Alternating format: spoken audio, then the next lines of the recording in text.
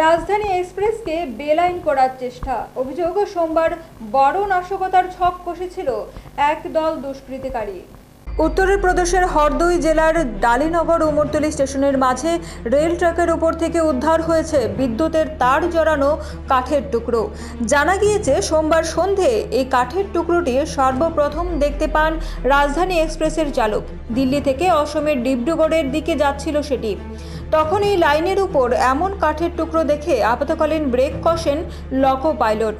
এরপর লাইন থেকে বাধা সরিয়ে আবার এগিয়ে যেতে শুরু করে রাজধানী। জানা গিয়েছে, ওই রাজধানী এক্সপ্রেসের পিছনেই ছিল লখনৌগামী কাঠগোদাম এক্সপ্রেস।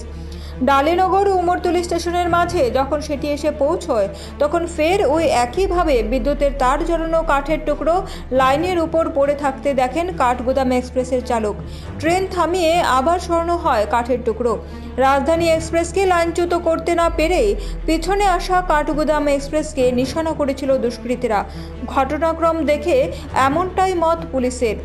তবে ষড়যন্ত্রের নেপথ্যে কাদের হাত রয়েছে সেই উত্তর খুঁজতে তদন্তে নেমেছে পুলিশ ও rail police. Bureau report, public নাও।